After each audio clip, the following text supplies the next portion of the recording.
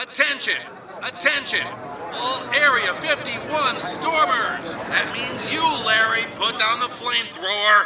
Before we storm the military's worst-kept secret base, I want you to know that having 500,000 of you here really helps with my anxiety. The 20 guards who can fire 800 rounds a minute with their M16s won't be able to stop us all. Hey, where are y'all going? The Odd to Newfoundland Paranormal Podcast brings you the best in East Coast esoterica on the first of every month. Together, we can keep it growing by sharing the show on social media, subscribing to the show wherever you may be listening to it from, and by leaving feedback about your favorite episodes. Wait, what am I supposed to do with 500,000 egg salad sandwiches? The Odd to Newfoundland Paranormal Podcast. Always available, always free, always odd. It's the odd to Newfoundland. Ghostly greetings from your host, Jonathan. Mysteries, ghosts, monsters and lore. East Coast esoterica and so much more.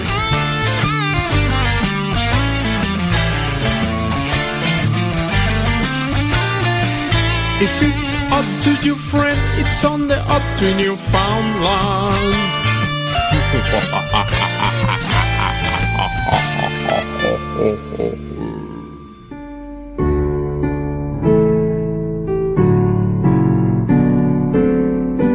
Before we dive in with tonight's amazing guest, the whole premise of this podcast is about discovering things that are out of the ordinary.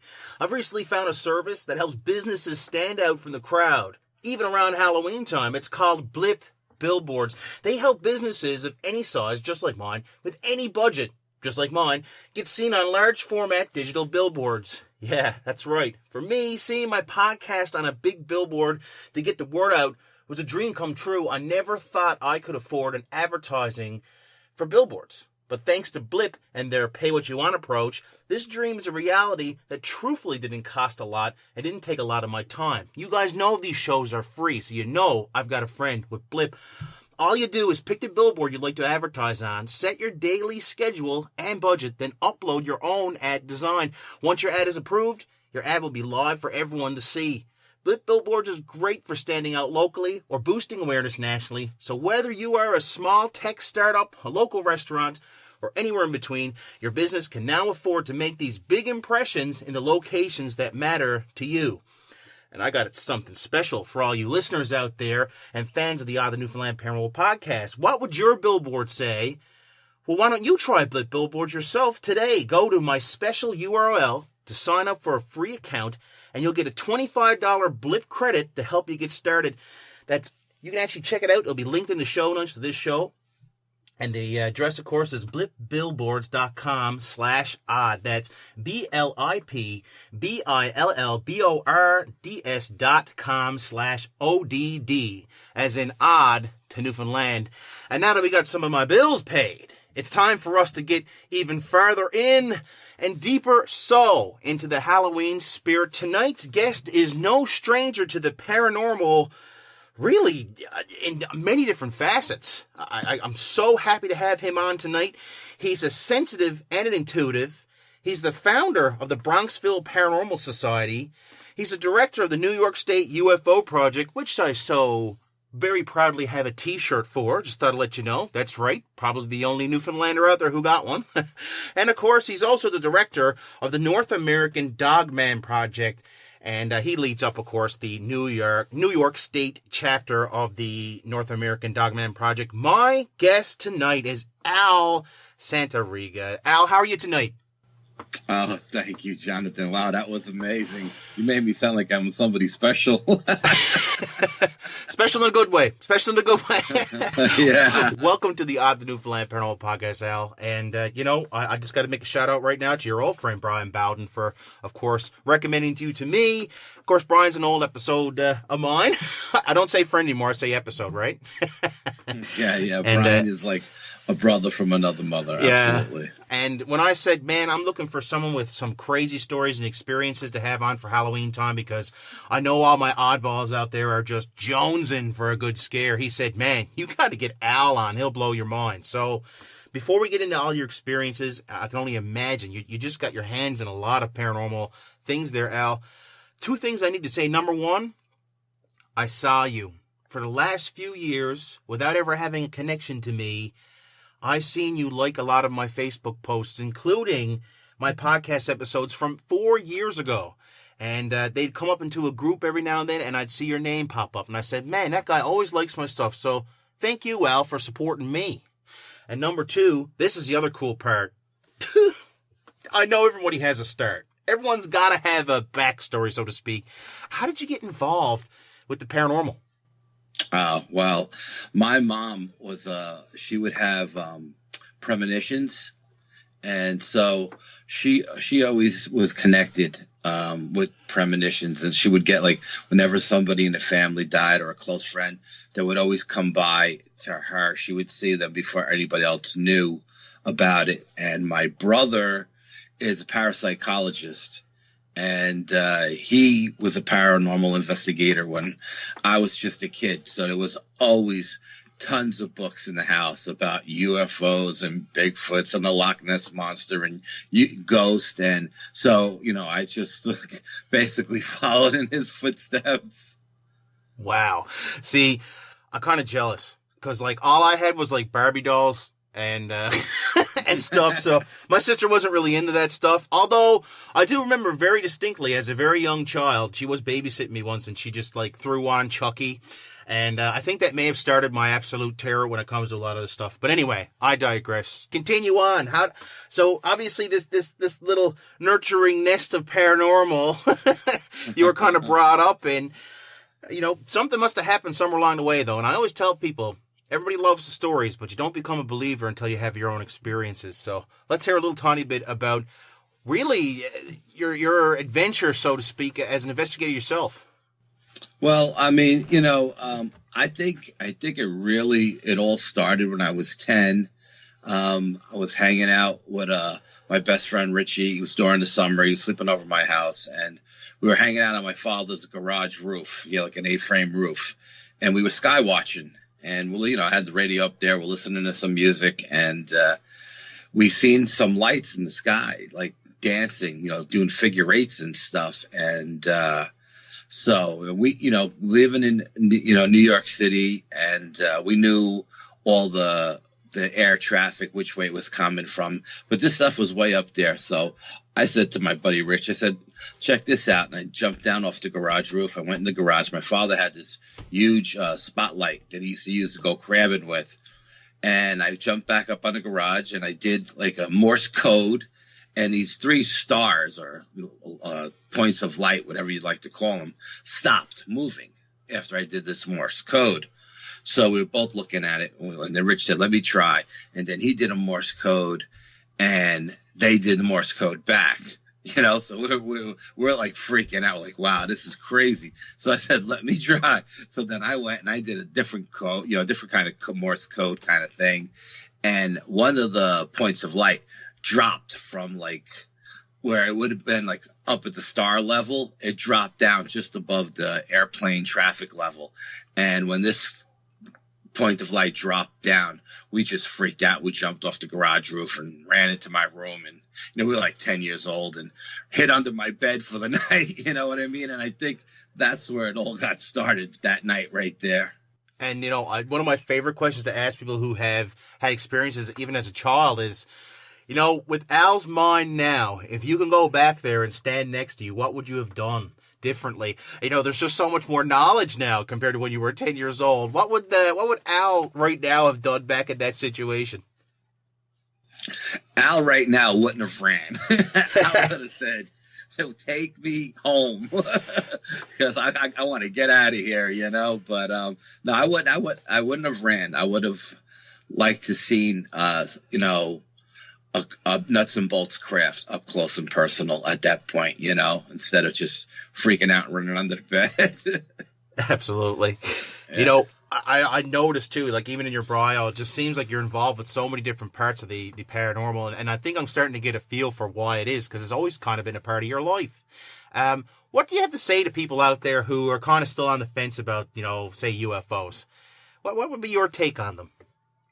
Well, I don't try to convince anybody about anything, but what I would say is just look up in the sky and look at all of those stars and all of those planets, and you're just seeing a tiny bit of the sky. Just imagine how much more is out there, and to think that we're the only intelligent life out there is ridiculous. I can't help but agree there. We get that, I always call it the what do you believe paradox, right? You get your religious and spiritual types like myself who do believe there's a creator, and then you got your other people who believe we're all just basically a fluke and created by happenstance and everything in the right place. And I always say to people, well, you either believe in a creator that created everything on this planet, everyone walking on it and everything in there, who apparently stopped here for no apparent reason, wink, wink, nudge, nudge, or you believe that the building blocks of life are out in the universe, and you're literally dealing with millions upon billions of possibilities out there of life just springing up out of nowhere. So there you go. Aliens have to exist, folks. We figured it out. Case closed. I'm a big believer in the creator myself. You know what I mean? I have a lot of faith and stuff, but I can't imagine, if he created us, why couldn't he create a billion other planets just like us, I think it's a really interesting conversation and a very deep one at that. Let's focus now more on some of the more scarier, shall we say, parts of your career. And I hate to go down the dark well already, but this is a Halloween episode, Al. It really is. I kind of got to dig in there. And apparently you had a friend with quite the history. So I know this is something you wanted to talk about on air, and I wanted to make sure people get a chance to hear this. I think this story is well worth telling here on the Odd to Newfoundland Paranormal podcast. So take it away, friend. Okay, well, this story's been 30 years in the coming, because I started at the post office 30 years ago, and when this experience happened to me, a lot of the guys that I was working with were still at work, and I couldn't really talk about, I couldn't talk about this on air or to anybody because my friends were all still working, and they didn't want their names to be mentioned. I mean, even tonight, I'll change everybody's name to protect their identity, but it's just something out of respect for the guys I worked with. I never told. I mean, I recently started talking about it, but in 1989, I started at the Yonkers Post Office. And, when you first start, they send you out with different guys to learn different routes. Like they'll take you on a business route. One day you'll do a business route. One day you'll do a residential. One day you'll do all buildings. And, I ended up going out with this big Polish guy. We'll call him Sam. And Sam was telling me about his buddy, who we'll call Joe. And he was telling me that Joe had this route in North Yonkers, and on his route there was a serial killer that was known as the 44 caliber killer, or the Son of Sam. And in 1980s, I think it was 1980 exactly, he was terrorizing New York City, going to all the lovers lanes and killing everybody, shooting kids and stuff like that. And I remember my brother telling me, you better be careful when you're parked in one of those lovers lanes. And I was like, yeah, I'm not worried about this guy. He doesn't, this guy's not in Yonkers. He's a maniac from Manhattan or something, And, so Sam's telling me about his buddy Joe, and he said, Joe had this route for many, many years and never had an issue. It's a really nice residential route in North Yonkers, a really upscale area of the city. The building was a very high-end building, doorman, big pool in the backyard, tiki bar. Everybody was either a doctor or a lawyer or a teacher or a nurse, something along those lines. And David Berkowitz bought a condo in the building, and David just happened to be a mailman, So Berkowitz was killing people in the city. And so this guy, Joe, was working, delivering mail in that building. And there was a basement to use the bathroom. They had a bathroom down in the parking garage that was for anybody who was at the pool or at the tiki bar. You know, instead of going back up to their apartments, they would just go to the bathroom down in the parking garage. So one Halloween, Joe had to use the bathroom, and the doorman wasn't around and the super wasn't around. So he went downstairs to the basement to use the bathroom. He's used it 1 million times. He's been delivering mail in that building for years, and he never had an issue. So he goes down into the basement, and he's in the bathroom, and he's doing his business. And while he's doing his business, he starts hearing chanting. And he's like, what the hell am I listening to? And he hears this chanting, and he starts smelling smoke. So while this is going on, he finishes his business. He opens the bathroom door to step out, and there's like 4 to 6 people in hoods in the middle of the parking garage with this black smoke billowing out of the concrete. And they had a fire set up in like a pentagram, you know, and out of this black smoke, this gray smoke came out. He said, and when this gray smoke came out, a demon appeared. He wasn't sure if it was the devil himself or a demon or what, but this entity, for lack of a better word, came over to Joe, because Joe was just like frozen at the bathroom door, and told Joe, what you seen here, I'll have your life, or something to that effect, you know. And so Sam is telling me this story, and I'm thinking, what a bunch of BS, you know what I mean? I'm not buying this story. This guy, he thinks I'm a greenhorn or something, you know. So I said, so where's, you know? So I said, so what happened to Joe? And he starts telling me the story that after that thing came to him, Joe went back to the post office and told the manager, I'm not doing that building anymore. As a matter of fact, I need a leave of absence.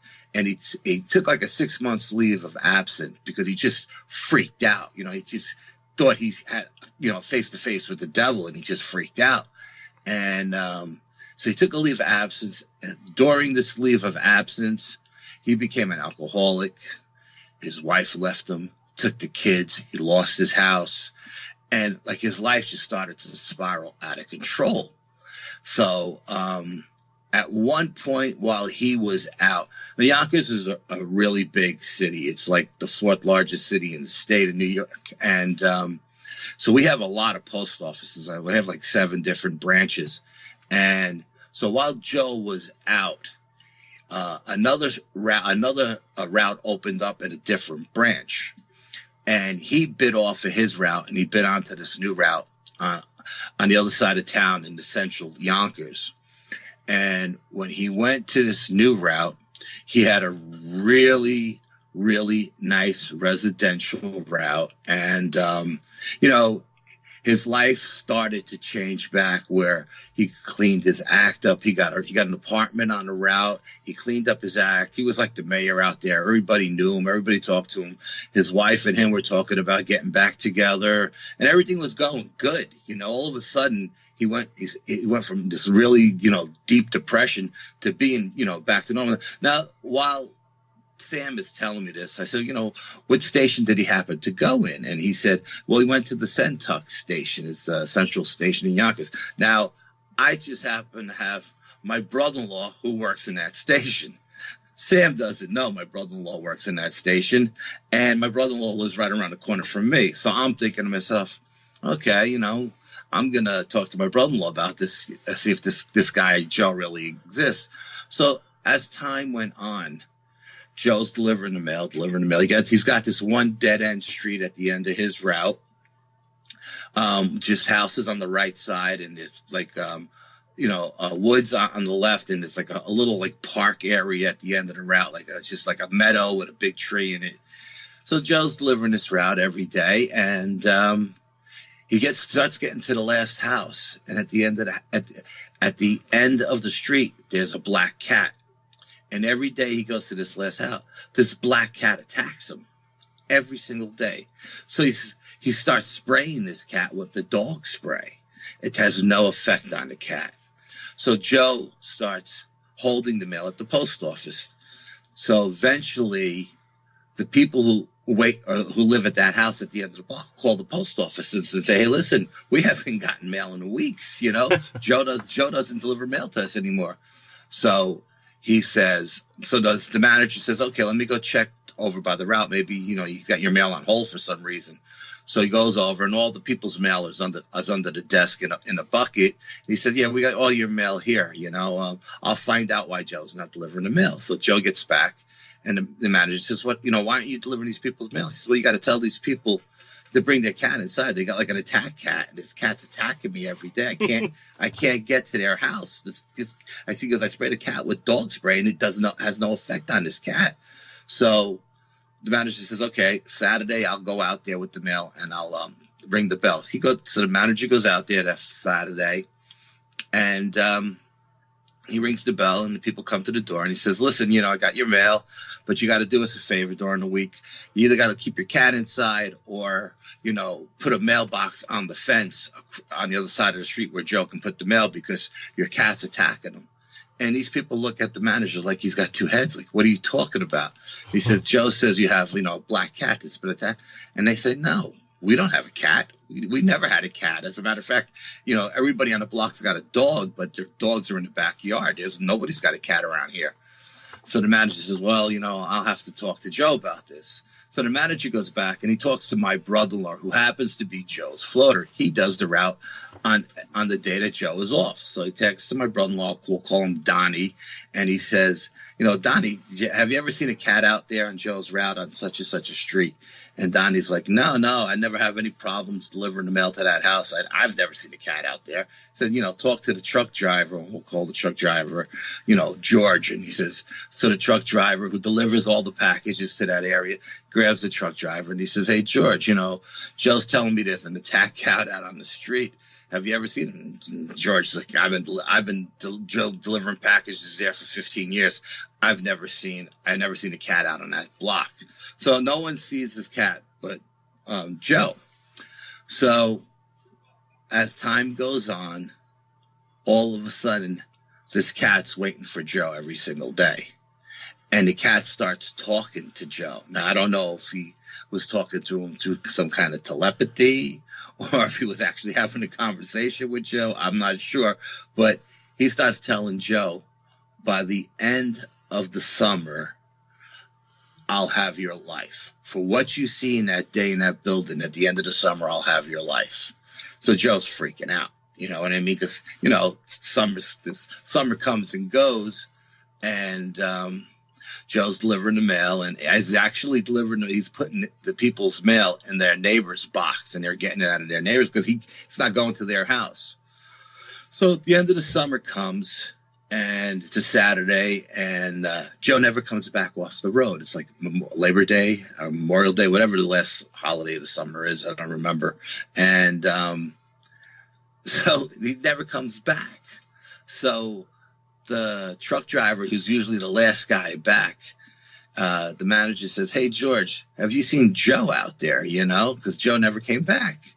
And George says, "Well, I seen Joe's car out on the route, that he drove out in, but I didn't run across Joe all day out on the route." He says, "Well, do me a favor. Take a ride out to the last street on the route, and if he's out there, tell him to come back. It's 6:00. I want to go home. It's Saturday. The holidays here. I want to go home." So George says, "Okay, no problem." Jumps back in his truck, and he goes to the end of the route. He gets to the end of the route, and on that big tree in that meadow is Joe, hung himself with his mailbag. Oh. And he's swinging there, dead as a doornail. So George runs to the local deli, and he calls 911. The cops come. He calls the manager. The manager of the station comes, and everybody's there, and this is just like everybody's freaking out. They can't believe this guy's dead. So when Sam tells me this story, I'm not really buying it. So I go home that night and I call my brother-in-law and I say, hey, Donnie, I heard this crazy story today, can you validate any of it, So I was talking to my brother-in-law and he says, yeah, that's exactly what happened. He said, I was his floater and George was his truck driver. And, George was the one who found him. And, the dude really did die. The dude hung himself with his mailbag on that tree. So I was like, wow, I can't believe it. So the route that Joe had originally, which was the David Berkowitz's building route, the guy who had the route was hurt. So the route, he also got hurt like in December or something. And so the route was vacant. So my manager says to me, he says, hey, you want to hold this route down through the winter, at least you'll know what you're doing every single day instead of doing a different route every day. And I said, yeah, absolutely. I have no problem. I'll hold that route down. It's a beautiful route. It's in a nice neighborhood. I'll do it, So he says, just do me a favor. And I said, what's that? He says, whatever you do, don't ever use the bathroom in the basement. He says, I don't care if you have to jump in your car and drive back to the post office. Don't ever use that bathroom in the basement. And now our manager, this guy, DJ, he was a really cool guy, and I was like, okay, DJ, no problem. I'll drive back to the post office, So, I'm in the building every single day. I get to know the doorman. I get to know the super. At one point, I have the super bring me up to David Berkowitz's apartment because they're not renting it anymore. They're using it as like storage. So we get up there and we're in the elevator. We're going up. And I'm telling you, the closer we got to his floor, which I think was like the fourth or fifth floor, the heavier the air got in the elevator. And when that door opened up, that elevator door opened up, that hallway had such an evil vibe about it. And I'm thinking to myself, and the maintenance guy, this guy Jose, he was scared to death. He wouldn't go in that apartment for anything. He would send other people in to get the material that he needed, I'm walking to that apartment. He opens up the door and I go in and I'm thinking, how can the people on either side of this apartment or above him or below him not feel this evil presence? Because I can feel it. There's evil in that apartment. You know what I mean? All my life, I got vibes. You know what I mean? I'm not psychic by any stretch of the imagination, but I would get vibes. I'd get feelings. I get gut feelings. And I'm in this apartment and I'm thinking, man, this is some bad mojo in here. And I look out the back window of his living room, which overlooked the pool, which overlooked the dead end street where the dog, Sam was the name of the dog, was supposedly talking to Berkowitz, telling him to kill all these people. And I went in his bedroom, and his bedroom overlooked the back too. So then we left, and it was pretty intense being in that apartment. And went back down and to the lobby and delivered the mail. And as time went on, I got to know more and more people in the building. And as the summer started rolling around, they had all kinds of parties and stuff. Like every day there was a party down at the pool, an ice cream party or, s'mores or something, and they were always like, come down to the pool, you get a lunch too, come down, have a hot dog or a hamburger, get a soda or have an ice cream, whatever, So, what I would do is whenever I got accountable mail that needed to be signed for, I would just bring it down to the pool and have I would ask the doorman, are they home? And he'd say, oh no, those, the Joneses are down at the pool. Just go down there and they'll sign, get signed for their own stuff. And I was down in that pool, down in that basement all summer long in that bathroom in the basement. I must have used it 100 times that summer. Never had any issues. Okay, summer comes and goes, and now let me paint a picture. Right next door to this building, this was a really, really big building. It had an east wing, or south wing, and a north wing, and it had two separate elevators. Right across the street from this building was this park called Untermeyer's Park, and this park had a deep, dark history of devil worshippers. There was always some kind of cult going on in that park. There was always some kind of devil worshiping going on in that park. On the other side of the park was a hospital. And my brother worked in the hospital at night as an administrator, and his office would overlook the park, and he would see bonfires going on in the park. And he just, you just knew these people were up to no good. Everybody knew that there was devil worshippers in that park. Everybody knew it. And the cops wouldn't even go into that park to chase the devil worshippers out. They didn't want anything to do with them. They just turned the other cheek. And so summer comes and goes, and the fall rolls around, and here I am. I'm still there delivering mail, like I've been doing almost a year now. And Halloween rolls around. And I noticed that Halloween rolls around. And this was very strange because this building had parties for everything. Valentine's Day, Thanksgiving. They would always decorate the building. And they had a community room where they always had parties and stuff. Halloween comes around. There's a zillion kids in this building. And there's no decorations. And there's no nothing. It's like a ghost town. It doesn't make any sense to me that they would celebrate everything but Halloween. Halloween is like the biggest celebration for kids besides Christmas, And I couldn't figure it out. And the funny thing about that building, which I knew something was wrong with it the minute the first day I delivered the mail there, when I got back to the office, I said to the boss, I says, why is the building number 43? I said, that was the number of the building. It's 43. Why is it, or 42? I said, why is it the only building on the odd side of the street with an even number? It didn't make any sense to me.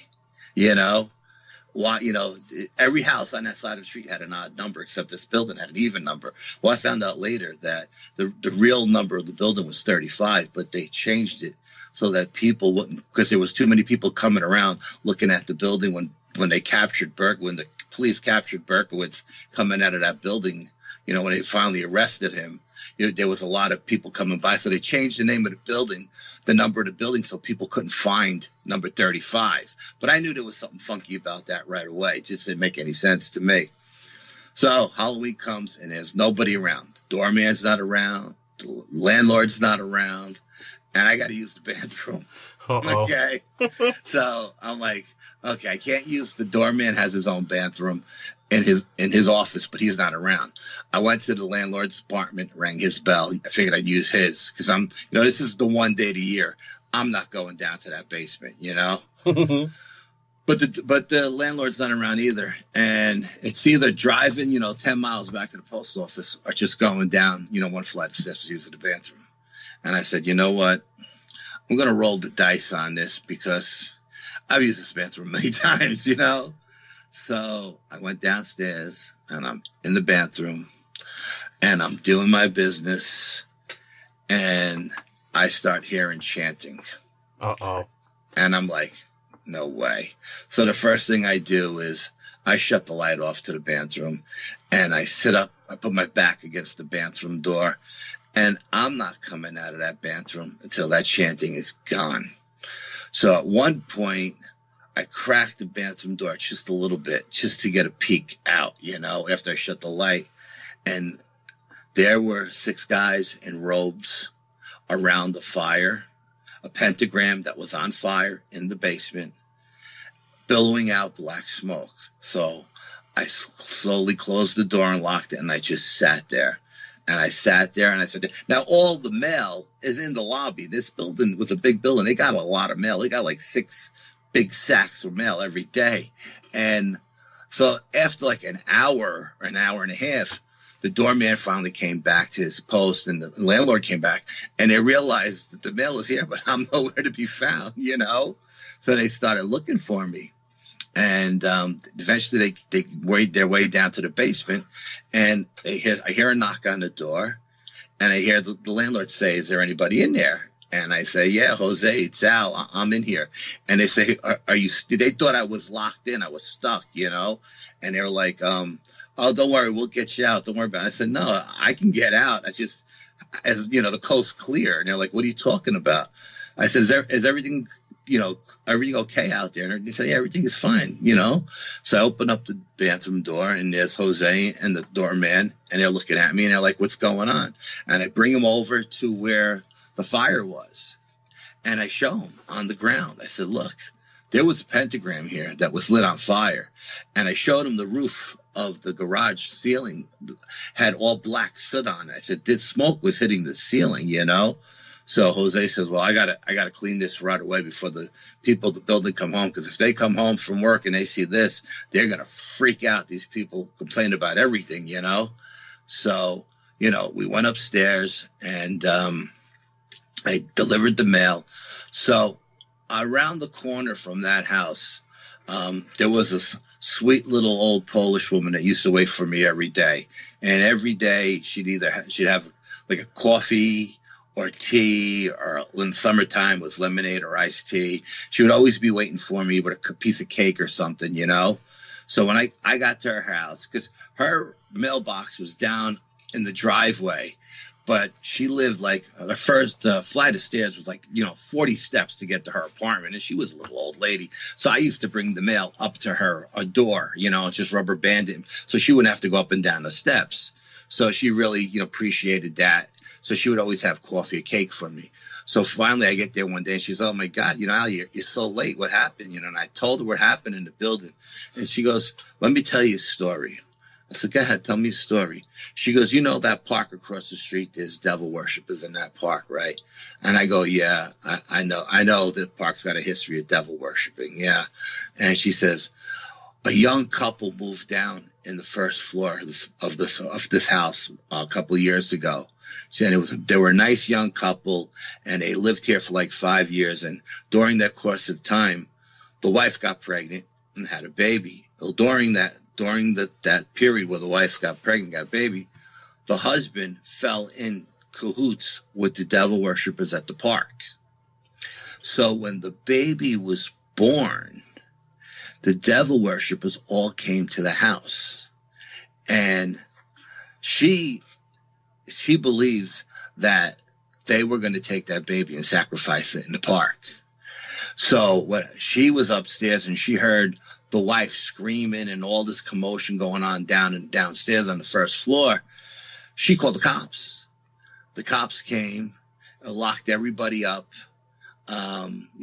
Told the wife, took the baby and moved out. Ended up going back to live with her parents or something. And when all of these devil worshippers got out of jail, they all went their separate way, But the woman told me, she said, after they left, at night, she would hear banging on the pipes, banging on the ceiling. The lights were always on in the apartment. She would hear the water running. She would have to go down every night, shut everything and lock everything. But she could understand how everything was going on because there was nobody in the apartment. It was vacant. She said the feeling got so bad that when she would bring other Polish immigrants to the apartment, because this was a Polish section of Yonkers, when she would bring other Polish immigrants there to look at the apartment to rent, they would feel the negativity in the apartment. They would just leave. They want nothing to do with it. So at one point, a priest from Poland was visiting her parish, and she had the priest come in and do an exorcism of the apartment. And if he got what was ever in that particular apartment, he got it out, and she was able to rent that apartment again to other people, and so, again, me personally, I never heard those people that were doing the chanting leave. I didn't hear the elevator door open and ring, and because if they would have got on the elevator to leave, you would have heard the door ring. I believe I didn't hear the garage door open because it was, automatic garage door. Press the button. I never heard the garage door open. I believe that those people that were there took the steps back up to their apartment. I personally believe that there was some kind of cult in that apartment, devil worshiping cult in that apartment of all these rich people. And I think they, personally, I think they used Berkowitz as a goat, to do their bidding, and because Berkowitz always said that he belonged to a devil worshiping cult and there was more people involved than just him. But no, of course, no one ever believed him. But my wife and I, when we were dating 30 something years ago, her parents lived across the street from that park in the condo complex. And we went to the park one day to hang out and just have a picnic. She said, let's go to the park and have a picnic, She didn't grow up in that part of town. She grew up on the other side of town, but her parents had retired and they bought a condo on that side of town. And so we're sitting in the park and it's a beautiful sunny day. I mean, just absolutely gorgeous. And this park it's a gorgeous park, just absolutely gorgeous. And we're sitting there and we're sitting under the tree and we're having some, wine and cheese and listening to music. And my wife says, hey, have you ever been down to the devil worshiping caves on the aqueduct? And I was like, yeah, I've been down to those caves. I've been down there before, And she says, well, can you show me where they are? I said, yeah, I'll show you where they are. No problem. So we get up and we start walking across this big field that looks like a football field. And we're walking across it. And all of a sudden, hand to God, I swear to God, Jonathan, all of a sudden, the clouds roll in, the wind picks up, and it's getting really eerie, okay? Now, in this park, they have the back steps are called the 1,000 steps because it goes from one street to another, and it's like a block long. It's nothing but steps. They call it 1,000 steps. It goes past the aqueduct. Well, as we're walking down the steps, we get down maybe a flight or two, and we got a long way to go before we get to the aqueduct. And we hear what sounds like a whoosh go over our heads. I mean, it sounded like a bald eagle just flew by us. I mean, we literally both ducked. We stopped, and we looked at each other, and she goes, did you hear that? And I go, yeah. And I go, did you feel that? Because you could feel the breeze, And she goes, yeah. And we're both looking down on the aqueduct, this just dirt path that they used to bring the water from the Catskill Mountain region down to the city. And we're looking at this aqueduct. We're looking down, but there's nothing there. You can't see anything. But we both feel that there's something there looking at us, and we both feel that whatever there is evil. So my wife says, you know what? Let's forget about the caves today. Show me the bird's nest. They had this cage. They called it the bird cage. It was this big, giant cage. I don't know what they used it for. Underneath it was like a little grotto. They would have like plays in the summertime and stuff like that, Shakespeare in the Park kind of thing, And they had this big, giant bird cage. And I think the park actually called it the Eagle's Nest, but all the kids from the neighborhood called it the bird cage. So we're on this paved road, and we're walking with the Parks Department used to clean up the park. It had like the garbage cans on it and everything. They would drive down with the pickup trucks and throw the garbage cans in the back of the truck to empty them. We're walking down this paved road. We're walking up it, actually. We're walking up this paved road. And as we're walking up this paved road, there's this giant oak tree to the right of us, maybe 100 feet in front of us, with this huge branch that goes across the road, but it's 50, 60 feet up in the air. And as we're walking up the road, again we hear the whoosh, and we feel the breeze, and we both duck, and we both stop dead in our tracks, and we're both looking up at that branch. And I turned to my wife and I said, what are you feeling? And she goes, I'm feeling the presence of evil. She goes, what are you feeling? I said, me too. And I go, what do you see up in that branch? And back in the 70s, there was an old cult classic movie called The Gargoyles. Okay. And the leader of the Gargoyles looked like the devil himself, with the horns and the wings, the bat wings, and the whole 9 yards. well, she said, have you ever seen the movie The Gargoyles? And I'm like, yeah. She goes, well, I see the leader of the Gargoyles up there. And then she goes, what do you see? I said, I see the same thing. And we had never, ever spoke about this movie before, you know? And, you know, we're talking about, you know, we're in the mid 80s at this point. This movie was in the mid 70s. You know, we never discussed it, but yet we were both seeing the same thing, same image, you know? And she looked at me and I looked at her and I said, you know what? Let's just get the hell out of this park, you know? And we left that park that day, and we've never gone back, ever. I said, you know, I'm done with this park. I'm not going back, you know. And I'll be honest with you. I have friends on the BPS team that want to go into that park and investigate. And actually, the chief of police in Yonkers is a good friend of mine that I grew up with. So I could probably, you know, reach out to this guy and get us in there at night, you know what I mean, without getting arrested or anything. But, you know, I want nothing to do with that park and the history of that park, because it's just bad mojo. And, you know, that's my David Berkowitz story, you know. But the funny thing about it is, at some point, you know, over the course of the years, I ended up working at Centok, okay, the station where this guy apparently killed himself. So we had a group of guys called the Day Gamers. Whenever the Yankees had a day game, we would all help each other run through the routes and then go to the bar and watch the day game, watch the Yankee game.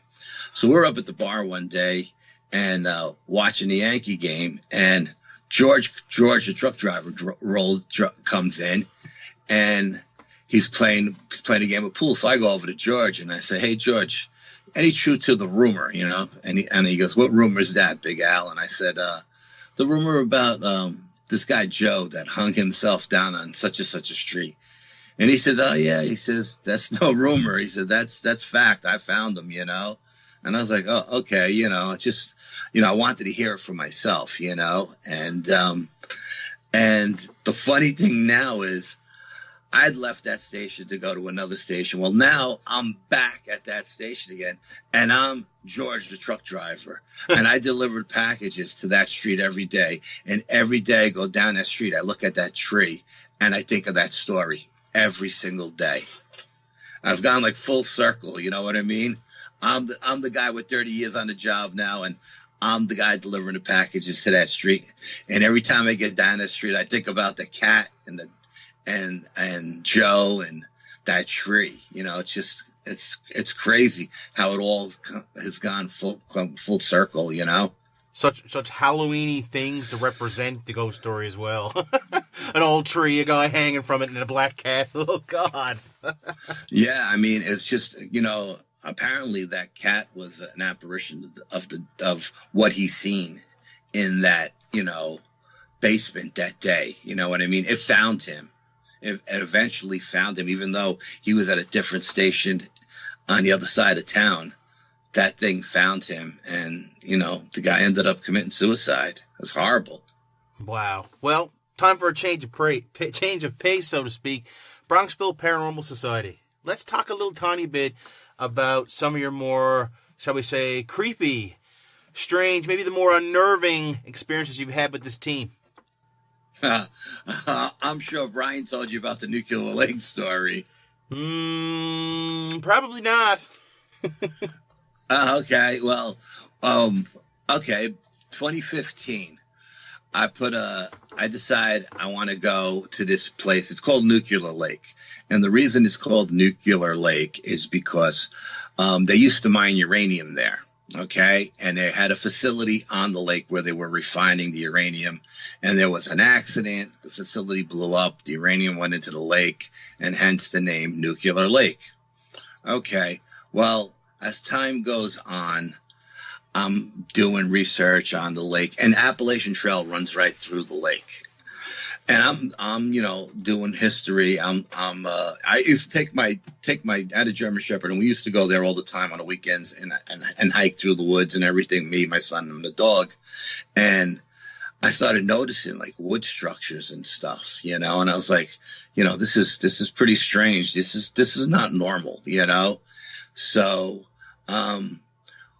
I says to Brian and our camera guy, Bill, I said, Halloween, me and Bill decided to go there one day and do like a preliminary investigation and just walk through the lake and see what we could find. Well, we came across these 3 quartz crystal stones set up in like a pyramid shape. And it was on the east side of the lake on a high ridge overlooking a swamp with a stone wall behind it. And it was just like there's stone walls that run through the northeast of the United States. They're just all over the place. Nobody knows who built them, why they're there. It's just they run parallel to one another. They're 10 feet apart from one another. Just doesn't make any sense. So we find these 3 quartz crystal stones. We say, okay, let's come back here on Halloween and to do an investigation. Okay, sounds like a pretty good deal. So we go back Hallows Eve. It's Hallows Eve. There happens to be a meteor shower that night, and now I'm researching the lake and I'm finding out all kinds of stuff. There's balls of lights. People report balls of lights, orbs in the woods. There's a couple of sites that are technically you could call them campsites, but you're not allowed to camp at the lake. You can camp off the Appalachian Trail, but not on the lake, where Sasquatches have been seen, have come into people's camps on more than one occasion, 2 or 3 times. So you got Sasquatches there. You got these balls of lights. People have seen balls of light come out of the water, UFOs siphoning up the water out of the lake. There was an abduction experience that happened at the very next lake, maybe a mile away south of Nuclear Lake, called Whaley Lake. There was an abduction there. So I'm thinking, I get my psychic on the phone and I say, well, what do you think? And she's like, oh my God. She said, this place is crazy. She said, the energy in this place is just off the charts. And she says, okay. She says, so we scattered out 3 locations. And she said, okay, the first location, you're going to have Bigfoot experience here. You're going to have some kind of cryptid experience here. I'm seeing Bigfoots. She calls them the guardians of the woods. She calls them the guardians. She said, you're going to have Bigfoot. At the second location, you're going to have more kind of paranormal kind of stuff, shadow figures and stuff like that. And at the third location, you may even see a UFO or something to that effect, So what you're saying is this would be like the best place ever for me to go on vacation.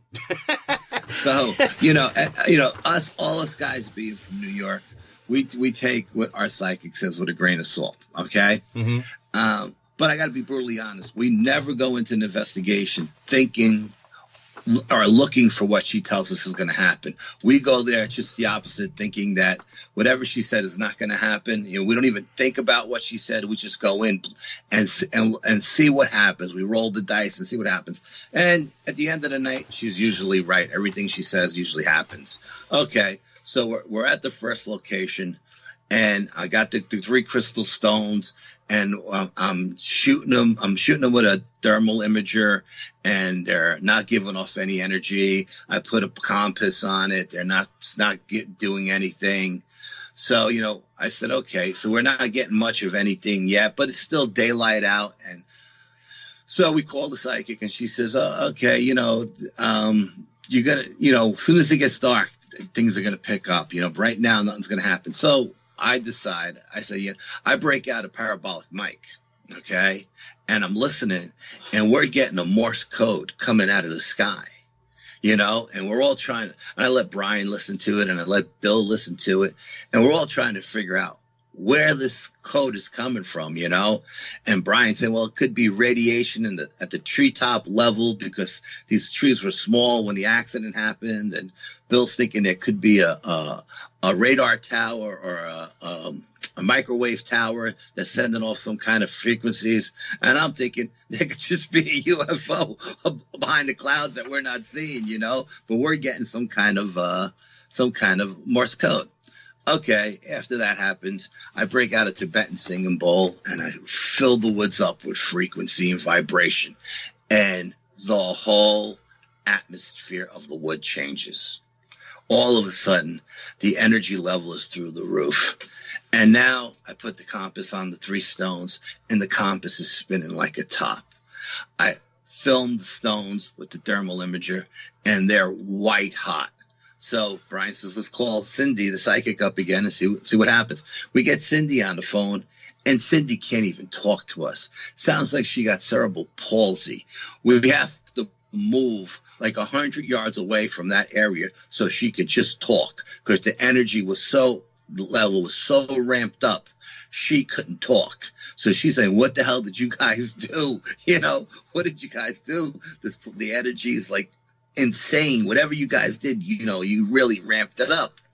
So we're sitting there, and I don't know if it was the energy of the woods or just what was going on, but at one point I heard, through the parabolic mic, I heard footfalls coming our way. Something bipedal was walking in the woods from the west side of the woods to the east side of the woods.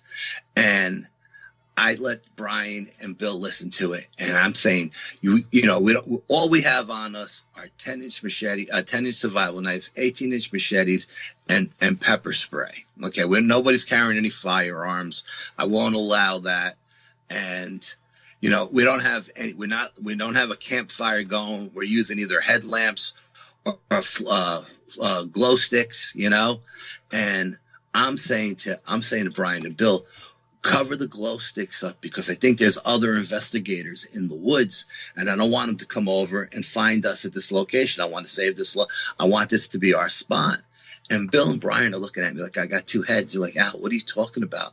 It's Halloween. There's nobody in these woods but us. She says, what's ever coming to us has got to be like 10 feet tall and 1,000 pounds, because the footfalls are like so heavy. You can't. He goes, it's not a person, but for some reason I thought it was a person. So we hear these footfalls come right to us underneath the ridge that we're on, below us in the swamp. We hear it stop, and we're all sitting there, and we hear a rock knock, boom, boom. So now we're all getting pretty excited. The psychic said there was going to be Bigfoot experience here. So I do a tree knock, pop, pop. All of a sudden, now that night, because it was a full moon, there must have been a kennel to our east. The dogs were just going crazy. They were howling, barking, going crazy. And to the west of us, on the high ridge to the west, the coyotes were just going off on the moon, just howling, going off. Well, after I did the tree knock, we got 3 of the most powerfulest whoops that you ever heard in your life. Whoop, whoop, whoop. I mean, not only did the ground we were on vibrate, you could feel come up through your legs, but you could feel it hit you in the chest. And we all just looked at each other, and we couldn't believe what we were experiencing. Now, we had night vision camera going, IR, full spectrum, thermal imager, just a regular camera. We had all kinds of stuff going that night. So we jump over the wall to go over this little 3-foot wall, jump over the wall. We run to the edge of the ridge line, look down in the swamp. Bill's got a 1500 luma flashlight. He hits that swamp and lights it up like daytime, and there's nothing there. Well, we just heard 3 whoops. It took us like 10 seconds to get over that wall. Where did this creature go? So we don't see anything. Okay. So we go back to on the other side of the wall. We sit down in our chairs, and Bill is like, maybe we should go. Maybe we were out our welcome on this side of the lake, and we should go to the second location. And I'm like, nah, let's just hang out a little bit longer. I feel like we need there's more to come. I just didn't feel like I was ready to leave. So we're sitting there. All of a sudden, a rock comes flying over the ridge, the size of a grapefruit or a softball or something like that, lands between me and Brian, rolls down, hits Brian's chair. Brian says, okay, maybe it's time to go. And I'm like, nah, I'm just not ready to leave yet. Let's just hang out a little bit longer. So, okay, now Bill's sitting. He's closest to the wall with his back to the wall. I'm in between him, and Brian's to my left. And we're sitting there with just the glow sticks on. We don't have our headlamps on. And all of a sudden, we start hearing something charging up the ridge. Something that's on all fours, and we can hear it. You know, you got to remember, this is Halloween. There's a lot of leaf litter. There's a lot of twigs on the ground. We're in the middle of the woods, 4 miles away from anybody, and we hear bada boom, bada boom, bada boom. Something is charging up the ridge. So we all stand up. Bill takes off running. As he runs past me, and I don't know how I did this. I honestly don't know how to do this, because my sight was focused on where the sound was coming from. We put our headlamps on, and I'm just looking to where the sound is, because I'm thinking there's either going to be a black bear coming over this wall or a mountain lion is going to jump right on me, and I'm going to have to kill it with my survival knife. You know, this is what I'm thinking going through my head. You know, it's because you can hear 4 feet hitting the ground, bada boom, bada boom, bada boom, and it's charging. So Bill's running by me. As Bill runs by me, I just reach out with my peripheral vision, grab him, stop him dead, spin him around, and say, "Stand your ground. Stand your ground." We pull out our survival knives. We're waiting for this thing to come over the wall. The sound comes right up to the wall and stops. Nothing comes off of the wall. So we just look at each other like, what the hell? You know, what the hell? We all heard it. You know, there's no way 3 people are having the same hallucination. You know what I mean? We all heard it charging up the ridge. So we jump over the wall again to see where it is. 3 miles away from us to the south, we hear 3 more whoops. And Brian's like, did that thing just go from here to there in like a second? And I'm like, no, it's impossible. There's no way that thing can run 3-4 miles to the other side of the lake that fast. You know, that's got to be a different one over there. And Brian's like, I don't know. I'm not so sure, because we didn't hear anything leave. Whatever came charging up the ridge never left, but yet there's nothing there. So I said, okay, it's time to go. Let's go. So we pack up our gear, and Brian is streaming live that night on Twitter. And we're walking from point A to our second location, which is only maybe 10, 15 minutes away. And as we're hiking to our second location, I see this light in the sky, like a strobe light going off in the sky. And it's going from west to east. And then it stops over the lake and it starts to go south.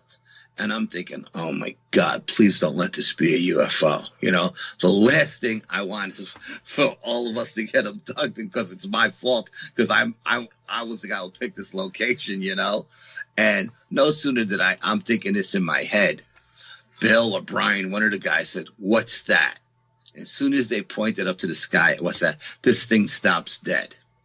And it's just there in the sky. And now it's turning from silver to white to orange. Brian is streaming live. He's filming it. He's filming the whole thing. And all of a sudden, this thing makes a beeline towards us. It comes right over to us, and it's hovering above us. And you can hear us on the video. We got it on YouTube. Hear us saying, what is it? It's not making any noise. Is it a helicopter? Is it a drone? I don't know. Is there an electric? It sounds like there's an electrical hum. And we're trying to figure out what the hell this thing is. And at one point, it hits us with a floodlight. At that point, I turn to Bill and I say, time check. And he says, it's like 9 o'clock. I was like, okay. So this thing is hit. We're looking, as it comes over to us, I tell everybody to shut off their headlamps. As soon as we shut off our headlamps, it hits us with a floodlight. So we're sitting there, we're looking up at it. We're all trying to figure out what the hell this thing is. And I say, you know what? We should step out of this light because we don't know what this light is doing to us. You know, let's step out of this floodlight. So as we all kind of back away from the center of the floodlight, the light goes off, the thing takes off, and boom, shoots south, and it's gone. A blink of an eye, it's gone. Boom, just gone. So we're all thinking, wow, that was pretty crazy. You know, that was wild. We get to our second location. Now we're in a meadow at the foot of the Appalachian Trail, and we're sitting in the meadow, and I'm looking across the lake to where we just came from, and I see two little lights go on, like two little orbs light up in the woods. And, you know, from reading, doing the research, Native Americans say don't chase these lights through the woods because they're no good, they're evil, and, you know, they're going to make you have a bad fall or an accident or something, just don't chase them. Let them do what they got to do. So these lights come on, and so I turn to Brian and I say, hey, Brian, you hit the one on the right with your green laser, and I'll hit the one on the left with my red laser. I said, Bill, at the same time, you light up the whole area with your 1500 luma flashlight. Let's see what these things are. So he says, okay. So on 3, boom. As soon as our lasers hit those 2 lights, they both blinked off. Bill hits the area with the floodlight. There's nothing there. Now, according to our team psychic, those lights are fairies. That's what she told us they were. They were fairies, okay? And she said that we would see fairies and we would have fairy encounters. So now we're sitting in this meadow. Bill is filming the meteor shower, and I'm seeing 7-foot shadow figures jumping from tree to tree. And so I'm taking pictures with my little Sony digital camera, and Brian is looking over my shoulder, and he says, I'm telling you, I'm seeing little gnomes in the background running from tree to tree. And he says, Bill, take the camera and film those trees because I'm seeing gnomes. So, I'm taking pictures of the shadow figures in the trees. Brian's taking pictures of the gnomes. We're using 2 different cameras, okay? I get a blue mist and a red fog in my pictures, and Brian gets a blue mist and a red fog in his pictures. 2 different cameras shooting in 2 different directions. It was a perfectly crystal clear night that night. So now Bill is filming these trees where Brian is seeing these gnomes. I'm holding the monitor because we have the camera attached to a monitor. We got an SD card in the monitor. We're filming, and sure as shit, hand to God, 2 little gnomes run out from a tree. First, one guy runs out from one tree to another, and then 10 seconds later, another one runs out right behind him. And Bill's freaking out. And he's looking at me. He goes, did you see that? I said, yeah, I see that. And he goes, we got it, baby, because we got it on the SD card. And I was like, wow, that's amazing. I can't believe what we just seen with our own 2 eyes. At this point, we hear what sounds like a family coming. Oh no! When we get to the second site, we call the psychic Cindy up. It's 9:30 when we talk to her, and she tells us we're going to see all this stuff. We just laugh. Yeah, okay, we're going to see this stuff, right? So we hear what sounds like a family coming down the Appalachian Trail. It's 10 o'clock at night. Who the hell is out on Halloween with their kids? And you could hear a mother and father talking, and you could hear 2 little kids giggling and like kicking rocks and stuff like that. And here we are, 3 grown men sitting in this meadow in the dark with 18-inch machetes and 10-inch survival knives. And I say, listen, guys, let's put our headlamps on. So if these people come out, we don't scare the living crap out of them because, it's the middle of the night and they're not expecting to run into, 3 armed men, So we put our headlamps on, we put the glow sticks on. This way we have some ambient light. And we hear the sound of this family come right up to the edge of the Appalachian Trail. And no one walks out on the trail. And we all just look at each other like, everybody heard that, right? Yeah, we heard it. So me and Bill go into the trail with his 1500 luma flashlight, and we put the light on, and we walk in maybe a couple of 100 yards looking for this family. There's nobody there. So we call the psychic back up. We say, Cindy, now she's pissed because she's like, what are you calling me like at 11 o'clock at night for? It's late, and I'm like, what are you talking about? We just called you like 10 minutes ago. And she says, no, you called me at like 9:30. It's like 11:30 now. And I'm like, what are you talking about, 11:30? We've only been here for like 10 minutes. And she said, Al, we spoke 2 hours ago. So I'm talking. So I look at Bill and Brian. I said, it's 11:30. And they're like, no way. We just got here. I'm like, that's what I said. So we lose 2 hours of time somewhere, What the hell's going on? So I tell her what's going on. And she says, the family that you hear is not there now. You guys are in like a time-space continuum, and that family's going to be there tomorrow. And that's the reason why you got a red mist and a blue fog in your photographs, because, you guys are like in this time-space continuum. And we're like, what are you talking about, So at one point, we decide we're going to pack up and go to the third location, which is the campsite where everybody sees the Sasquatches and stuff. So we get to the third campsite. Now, we hiked into these woods like at 4 o'clock in the afternoon, okay?